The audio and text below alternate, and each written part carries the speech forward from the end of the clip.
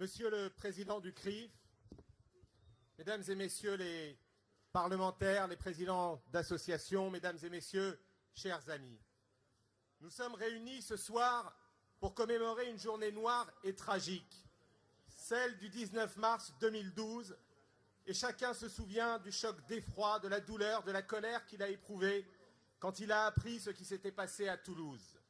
Chacun se souvient des visages et des noms de Jonathan, Gabriel, Arié Sandler, de Myriam Monsénégo. Ainsi, dans la France de 2012, des enfants et leurs familles ont pu être pris pour cible et assassinés parce que juifs. C'est à cette réalité qu'il nous a fallu faire face ce jour-là, et c'est elle qu'il nous faut toujours affronter aujourd'hui. Car ce qui s'est passé à Toulouse ne peut être compris comme un événement isolé ou comme le geste hasardeux d'un déséquilibré. Auparavant, il y avait eu, et nous ne l'oublierons jamais, le meurtre ignoble d'Ilan Halimi, supplicié à Bagneux en février 2010. Les meurtres de Toulouse, comme l'assassinat d'Ilan Halimi, sont l'expression la plus atroce d'une recrudescence des agressions verbales et physiques à caractère antisémite et d'un antisémitisme qui trouve de nouveaux porte-voix et de nouveaux canaux de diffusion. C'est pourquoi aujourd'hui, notre rassemblement n'est pas seulement une commémoration, c'est aussi un appel à la vigilance de tous les instants, un appel à une lutte ferme et intransigeante contre toutes les formes de haine raciste et antisémite. Au cours des derniers mois, nous avons entendu de sinistres porteurs de haine diffuser leurs propos nauséabonds partout où ils le pouvaient. Dans les rues de Paris, lors de ce soi-disant jour de colère, où ont été criés des slogans antisémites que l'on n'avait pas entendus depuis les années 30, sur les réseaux sociaux, où l'antisémitisme et le racisme sont devenus la banalité du net, dans les salles de spectacle, où un signe néo-nazi a remplacé le rire, où la haine a remplacé la fête. Il y a bien longtemps que Dieudonné n'est plus un humoriste, mais un propagandiste de la haine et de la violence qui, comme son idéologue Soral, doit être combattu comme tel.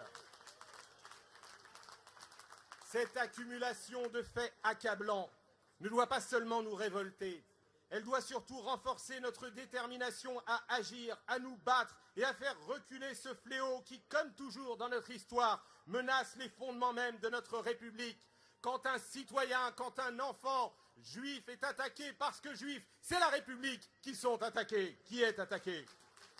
C'est pourquoi j'ai signé au nom du Parti socialiste l'appel lancé par le CRIF « Vivons ensemble ».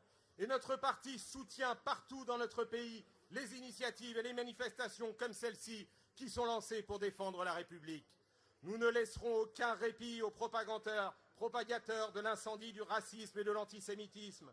Nous devons agir avec la plus grande détermination, par la répression autant que nécessaire, car nul acte, nulle parole raciste ou antisémite ne doit rester impuni. La liberté d'expression n'est pas la liberté d'appeler à la haine et au meurtre.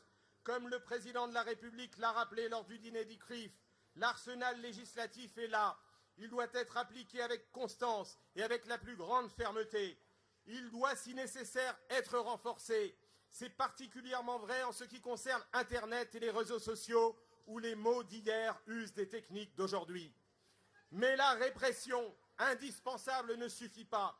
Elle doit être complétée par un travail d'éducation, comme nous y a invité le président Roger Kluckermann, car c'est à la racine qu'il faut combattre les idéologies de la haine et les discriminations, en particulier à l'école. L'éducation, c'est aussi le lieu de l'enseignement de l'histoire et de la transmission de la mémoire de la Shoah. C'est notre devoir en tant que responsables politiques que de maintenir vive cette mémoire, car c'est elle qui nous tient en alerte, vigilants face à toute résurgence de l'extrémisme et du rejet de l'autre en raison de ce qu'il est. La transmission du passé est la condition de l'avenir. Toute tentative d'entraver ou de minimiser l'enseignement de la Shoah doit être combattue avec la plus grande fermeté. Cette éducation citoyenne, c'est aussi celle qui permet de refuser les amalgames et de faire la différence entre l'islam, religion de nombreux résidents et citoyens de la République, pratiquée dans le respect de celle-ci, et d'autre part l'instrumentalisation de la religion par des intégristes qui la détournent à des fins politiques ou haineuses. Nous refusons ces amalgames. Nous n'oublions pas que la terreur meurtrière en ces funestes journées de mars 2012. C'est aussi celle qui a vu assassiner 3 soldats, Imad Ibn Ziaten, Abel Chenouf et Mohamed Legouad. Cette journée est une journée sombre par la mémoire meurtrie à laquelle elle nous renvoie. Mais nous devons aussi l'éclairer par un message de fraternité.